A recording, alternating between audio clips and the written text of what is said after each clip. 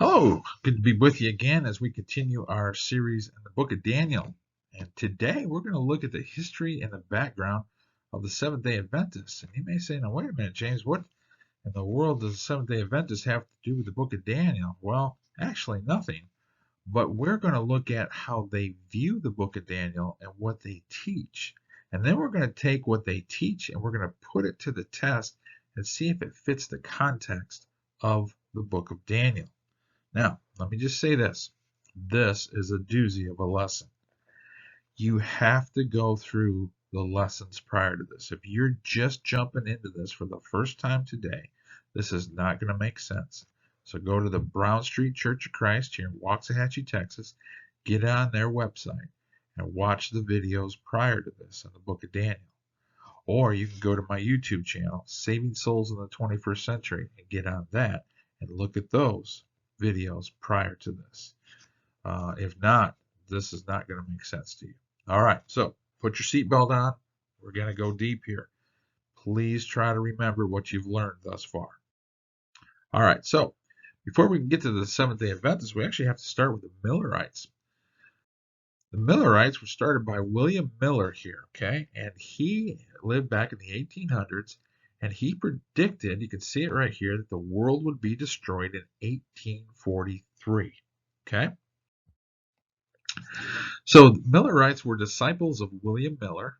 Miller, a farmer from New York, claimed to have discovered when Jesus Christ would return to this earth, as stated, according to them, or him, in the Bible. Miller reached this belief in the 1820s, but did not begin to share it with other people until the 1830s. By early 1840s, approximately 1 million people had attended camp meetings and heard Miller's message. Boy, that's a lot. But this article says perhaps 10% of those actually believed Miller. Okay? Now, Miller predicted that Christ's second coming would occur in April 1843, and that all worthy people would ascend to heaven on October 23rd, 1844. Thousands of people across the United States, including in Ohio, eagerly anticipated this event. So, man, the whole world was watching. Really? This guy's figured this out? We know when Jesus is going to return? Everybody's looking. Okay? But, guess what happened? By 1844, it was called the year of the Great Disappointment. And guess what happened? Jesus didn't return. And so the Millerites just dissolved. That was the end of those guys. It's over. And that whole group just disbanded and faded into the woods. Okay? But then, years later, not too many years later, they started forming another group, parts of them. And they added a few things, and they became known as the Seventh-day Adventist. And they had a lady here. This is Ellen White, and that was their prophetess. And we're not going to get into her, but just to give you a little background, she was the co-founder of the Seventh-day Adventist Church. Okay. Now, today, this is a map of where the Seventh-day Adventist Church exists. They're really big overseas. In fact, just a few years ago, back in 2017, I went to Germany with World Bible School and Sunset School of Preaching and Partners for Progress, and I spoke there. And I had 1 hour to speak, and I wanted to go over 3 different denominations. But I had 6 lessons prepared. Didn't know which ones we were going to go through, so I let the crowd tell me. Now, these people were from all over the world, from Cambodia, from Egypt, all over Europe, all over the Caribbean, United States. I let them vote. Which ones you want to go through? You want number 1 was? The number 1 denomination that they wanted to go through was the Seventh-day Adventist. The Seventh-day Adventists in 2018 had 21 million members, and they are the fastest growing denomination today. So you may not know any of them, but they're out there and they are growing. So let's talk about their doctrine, their beliefs. What do they teach? And it actually comes from their names. The name actually formats their 2 basic theologies, Seventh day and Adventists. Okay? So they're going to tell you, look, you got to be worshiping on the Sabbath. And also they're going to tell you about the second advent of Christ and his return to this earth. Okay? That makes up their theology.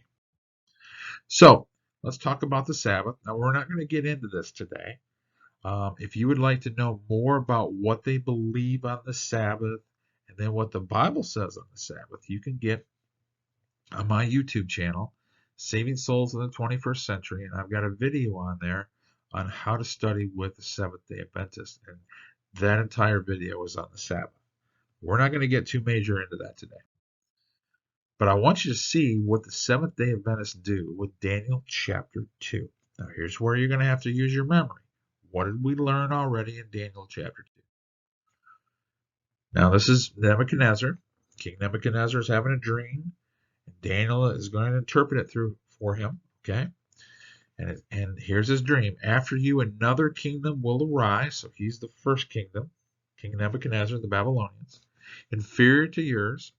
Next will be a third kingdom, one of bronze, will rule over the whole earth, and then finally there'll be a fourth kingdom. Now, this kingdom is going to be strong as iron, but as iron breaks and smashes everything, and as iron breaks things to pieces, so it will crush and break all the others. Just as you saw that the feet and the toes were partially of baked clay and partially of iron, so this will be a divided kingdom.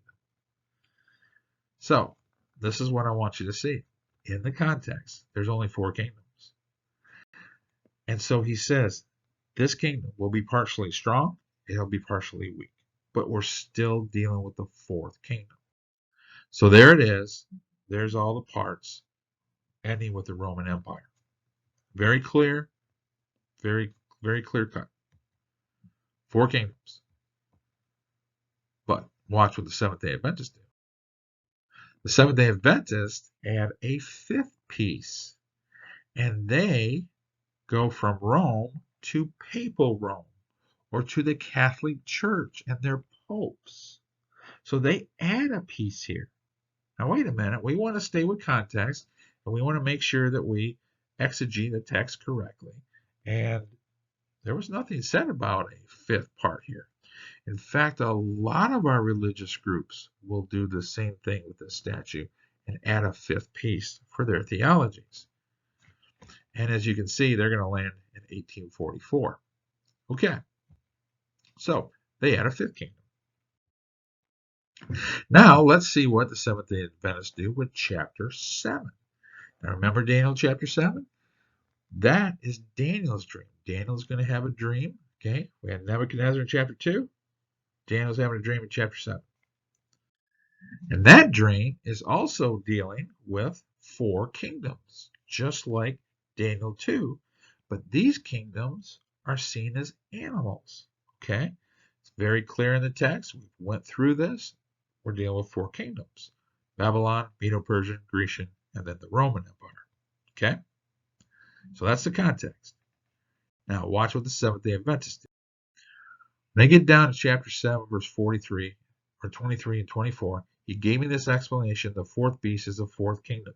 So again, very clearly we're dealing with kingdoms here. But four of them. Now, when we get to this fourth kingdom, in this picture of this animal is going to have some horns. Okay? Watch who the horns are. The text tells us who they are. The 10 horns are 10 kings that will come from what? From this kingdom. What kingdom are we dealing with? Rome.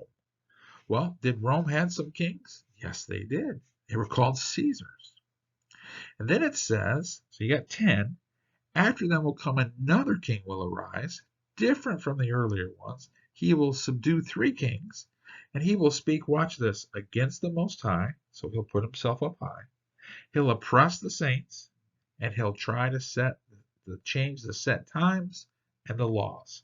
And the saints will be handed over to him for a time, times, and half a time. All right, now, this is very clear. This is one of the Caesars. And when we went through this, we listed out all the Caesars in order, and that brought us to the 11th one, Caesar Domitian. And remember, He subdued 3 kings. He was very violent against Christians. He had lots of them killed and persecuted. And this is the fulfillment is all found in the book of Revelation. Okay? That this is who's going to cause a lot of havoc in the book of Revelation. That's the context. Now, that's who this guy is.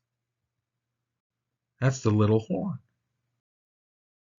But Seventh-day Adventists say, no, that's not him. That's not who it's pointing to. It's pointing to the Catholic Church popes. That's who it's pointing to. Now remember, he's going to set himself up high. Does the Catholic Pope set himself up high? Yeah. So that seems to fit, doesn't it? Right? And it says that he will persecute the saints. Well, they will show you instances of Catholic popes persecuting other Christians, okay, or Christians, I should say. Yes, that happened. And then it says that he will change the set times and laws. Well, look what they use here. They're going to go back here, and this is something you'll pull up on their website. It says early believers kept Saturday as the Sabbath until March 7th, 231 CE or AD, when Pope Constantine passed a law requiring believers to worship on Sunday, the day the pagans worshiped the sun god. Believers still kept Saturday as a Sabbath until another law was passed 11 years later. This law was signed into decree by Pope Constantine, forbid believers to worship on the Sabbath Saturday, and it was punishable by death by the Catholic Church. Many believers were burned to death by the Catholic Church for keeping the Sabbath. Now, this is something they use, okay? Now, we can go back and use our Bibles, and you can see this on my video on my YouTube channel. It's very clear that early Christians did not keep the Sabbath. They did not. Just use your Bible, you're going to see that, okay? So that is incorrect. But they're going to take this, and they're going to take all these, Daniel chapter 2, Daniel chapter 7, and they're going to point to Catholic popes, not to the Fourth Empire of Rome and their Caesars. Do you see how they did that? So they're saying this 11th horn is actually a pope. Here's the problem. That's a wrong context. That is the wrong context. They left the context and made the Bible try to say something that it does not. And so that is not true. We're not dealing with Catholic popes here. Catholic popes are going to live a long time after what the book of Daniel is pointing to and the book of Revelation is dealing with. Wrong context.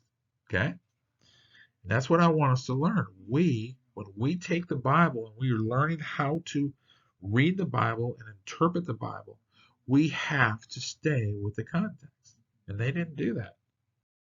Well, that was only part of their beliefs. Now we're going to come to the second part of their beliefs, and this is Advent.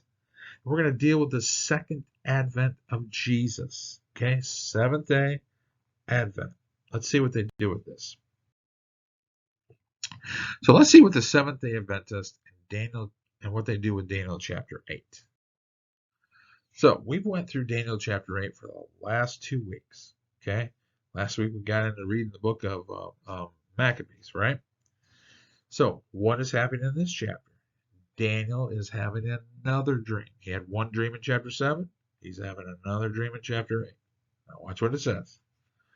Verse 19 and 20. Use your memory. Remember what we've learned.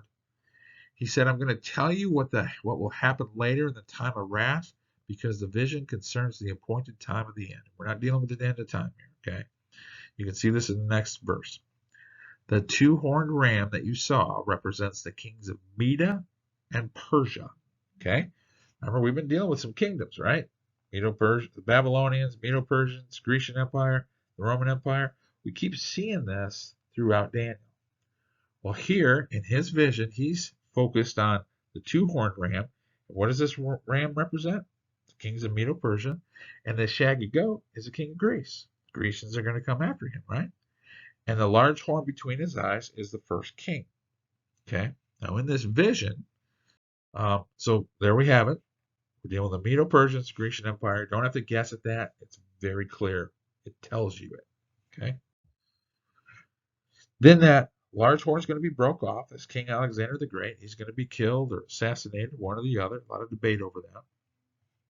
And then it says in the vision, the four horns that replace the one that was broken off represents the kingdoms that will emerge from his nation, but will not have the same power. Okay? So the Grecian Empire, still dealing with the Grecian Empire, after King Alexander is killed, then what happens? Four horns, a large horn is broken off, and four generals are going to take his place. And you can read any history book to see that that's what's going to happen. Okay? And then they divide it up into four parts.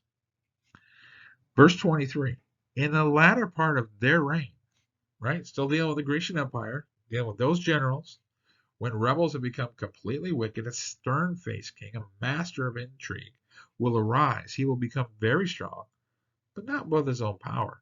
He will cause astonishing devastation and will succeed in whatever he does. He will destroy the mighty men and the holy people. He will cause deceit to prosper. He will consider himself superior. And when he feels secure, he will destroy many and take his stand against the Prince of Princes. Yet he will be destroyed, but not by human hands, right? Or not by human power. So what did we see last week? We saw that Daniel is predicting this to the future. We're dealing with the Grecian Empire. We haven't left the Grecian Empire. And who's going to come from that Grecian Empire? Antiochus Epiphanes. And he is going to come down and he's going to cause great devastation. And it was fulfilled in the history book of Maccabees. Fits perfectly. So, who's going to come? Antiochus Epiphanes. He's the little horn. He's going to go down to the beautiful land and cause much devastation to the sanctuary, to the temple, Holy of Holies, and it was all fulfilled in the book of Maccabees. But here's the question. When Daniel's having this dream, it says, then I heard the Holy One speaking, and another Holy One saying to him, how long will it take for the vision to be fulfilled? So what's the question?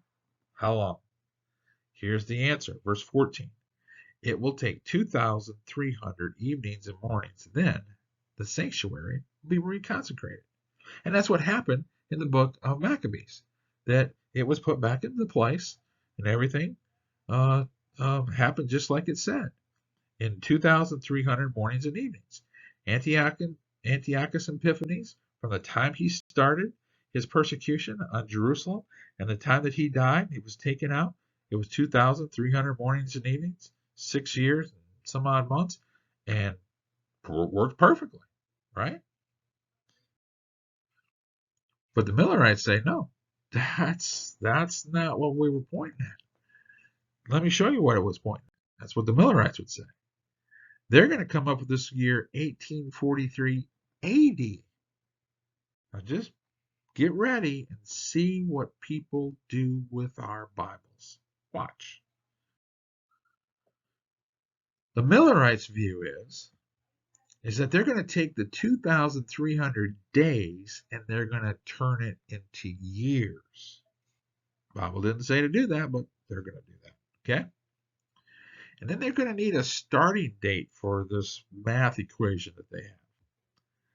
And they're going to go back here to 457 BC. And they're going to say that this, and this comes out of the book of Ezra, when King Artaxerxes said to rebuild Jerusalem after it had been destroyed back during this time by the Babylonians, he's going to say, let it be rebuilt. And they're going to use that date as 457 BC. The only problem is that they're going to say that this is when the temple was rebuilt, the sanctuary. But the temple was rebuilt in 515 if you look at your charts in your folder. So their years are way off to begin with. And again, what does this have to do with the context of Daniel 8? Nothing. But this is their math equation. So then they're going to take 457 BC, they're going to add 2,300 years to it, and they're going to come up with a year 1843 AD. And as you see, this is when they say that Jesus was going to return. This is when Miller said he was going to return. And by doing that, he is reconsecrating the sanctuary. Pretty wild, isn't it? Yeah, it is. So see what people do with the Bible. A lot of math here, Do they have the right to do this? Well, anyways, what happened is that they had to kind of change things up, because as 1843 went through and Jesus hadn't returned, they've got to change their math. So what they do is they go over to Daniel chapter 9. Now, we haven't went through Daniel 9 yet. And they're going to take, we're going to see this in a couple of weeks.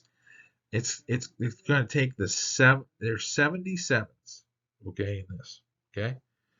So it talks about 7 sevens, and then 62 sevens, and then that leaves 1 7 to come up with 70. I know we haven't got there yet. Don't let me confuse you too much here, okay? What they're going to do is they're going to take the 2,300 mornings and evenings, turn it into years, and that brought them to what? 1843. But they need to add.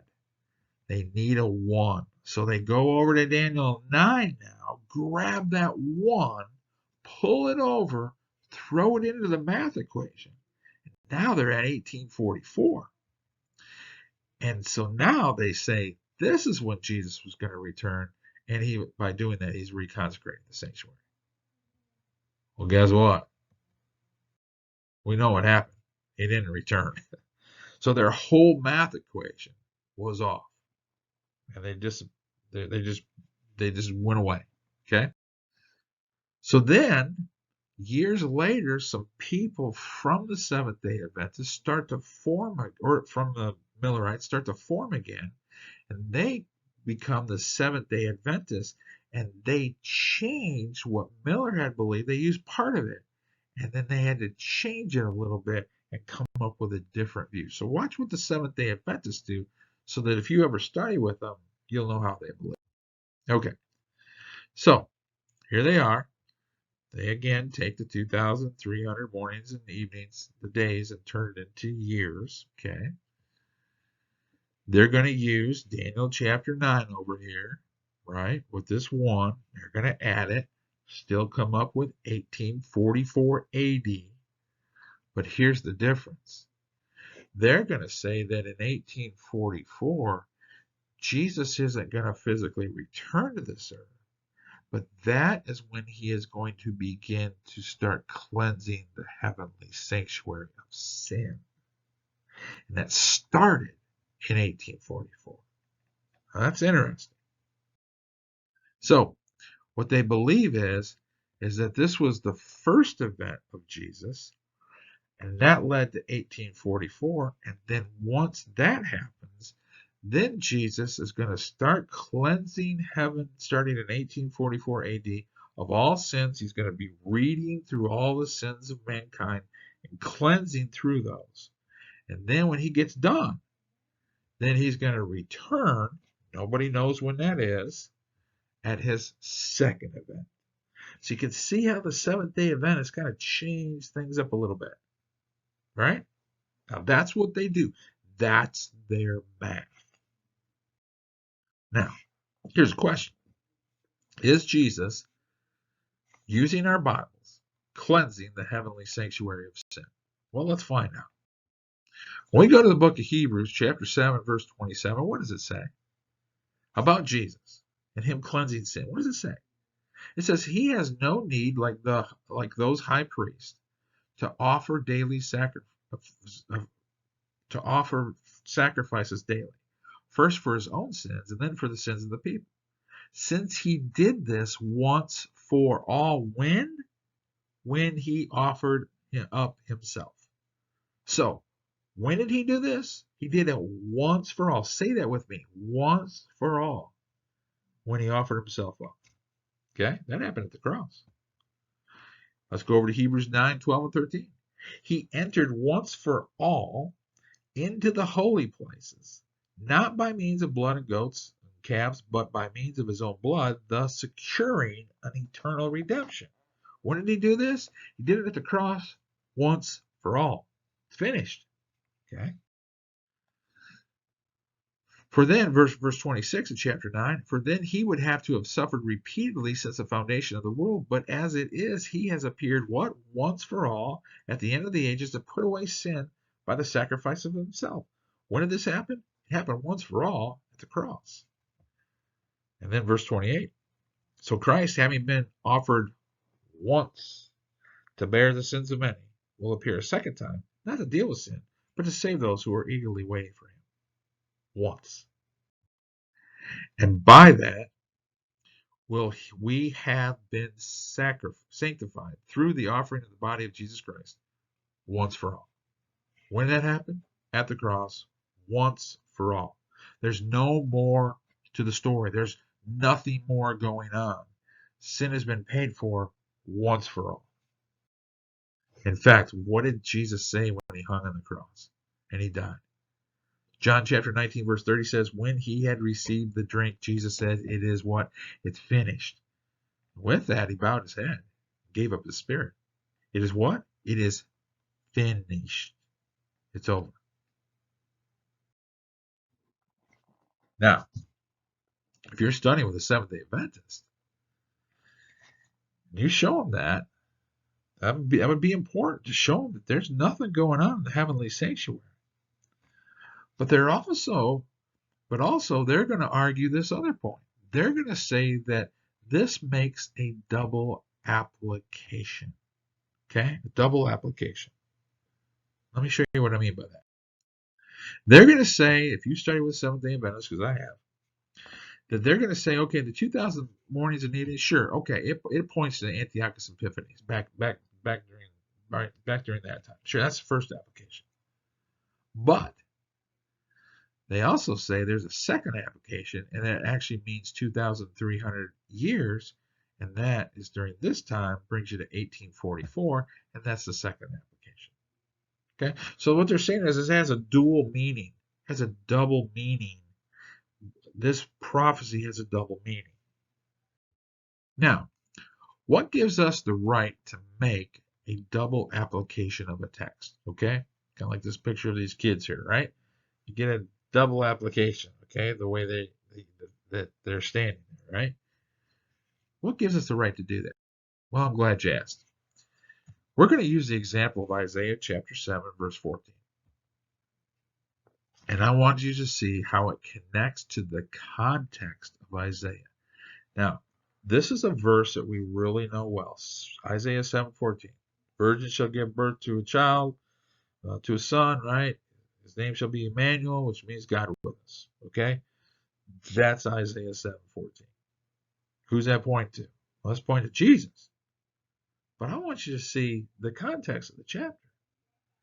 In the context of the chapter, he's talking to King Ahaz here, right? And the northern tribe has gotten away from God, and so he is going to destroy them.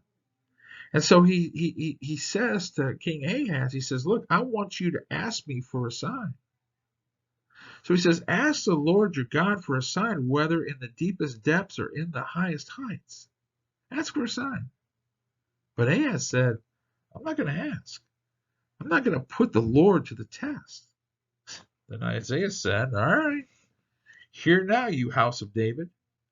Is it not enough to try the patience of men? Will you try the patience of God also? He's like, I want you to ask for a sign. So God says, I'm going to give you a sign. Therefore, the Lord himself will give you a sign. The virgin will be with child and will give birth to a son and call him what? Emmanuel. So there's your sign. Now, this word virgin here in the Hebrew text can also mean young maiden. It can apply to both. Now, look at the context. So when you go over to chapter 8, still dealing with the same story, he says, then I went to the prophetess, and she conceived and gave birth to a son. Real child, living during this time. She's going to give birth to a son. And the Lord said to me, name him Meir Shal-Haz-Baz. Don't know if I'm getting that right or not. Before the boy knows how to say my father or my mother, the wealth of Damascus and the plunder of Samaria will be carried off by the king of Assyria. So there's your sign. Your sign's going to be this child. Before he gets to the age of being able to say mom and dad, here's your sign. They're going away. I'm sending the Assyrians in, and they're going to take the northern tribe away into slavery. There it is. So that is the context of Isaiah chapter 7, dealing with a real child who was really going to be born back during that time. So it also is pointing to another text, Matthew chapter 1. Let's go over there and let's see what it says. All this took place to fulfill what the Lord had said through the prophet Isaiah. The virgin will be with child, will give birth to a son. They will call him Emmanuel, which means God with us. Now, who was this pointing to? Jesus? Yeah, it was pointing to Jesus. So what do we have here? We have a double application. But why do we have a double application? What gives us the right to say, yes, it was pointing to the context of Isaiah chapter 7 and chapter 8, and what gives us the right to say it was also pointing to Jesus? Well, there's something very important that happened here. It's because we had a prophet, an inspired prophet of God, Matthew, say that it has a double meaning. Double application. We've got a prophet telling us that. Here's the problem with Daniel and what the Seventh-day Adventists do. Unlike Isaiah 7:14, we have no inspired writer of the Bible telling us that the 2,300 evenings and mornings is pointing to a second application. We don't have that. There's nothing in the scriptures that says anything about that. Therefore, Seventh-day Adventists have no biblical authority to turn the 2,300 mornings and evenings into years and land us at the year 1844, claiming that Jesus is in heaven cleansing the heavenly sanctuary of sin. We don't have that authority to say that. We've already seen that sin's already been taken care of. It was taken care of at the cross, so that is a bad theology. And to try to take those numbers and grab a little over Daniel 9, grab a little over Daniel 2, grab a little in Daniel 7, then a little bit in Daniel chapter 8, mix it all together and make this huge theology. They don't have the biblical right. And if you think the Seventh-day Adventists are the only denominational group that is out there doing this, boy, I'm telling you, you need to get out here and study with people because they're doing this all the time.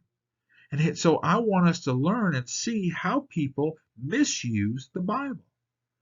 So we can better study with them and show them that's not what the Bible says. And it will destroy those theories and get them back to the truth of the Bible. Now, here's the second thing. I also want us to learn that also for us so that we don't do that. Because just as easy as they could do it, we could do the same thing. We could piece things together that the Bible never gave us authority to do, piece them together, and make the Bible say something the Bible never did. So there's a good application here for us. I know this was a lot. I just threw a ton at you. But you know what you can do? That's a nice thing about a video. You can go back and watch it again and again. You can slow it down. You can stop it, go over and read your Bible, read the context, look at it, and put this to the test. Look, I'm just a person. There's nothing fancy about me. I still type with 2 fingers. I still make up words that are not in the English language, as you've already heard. I'm not that smart. I'm just a person.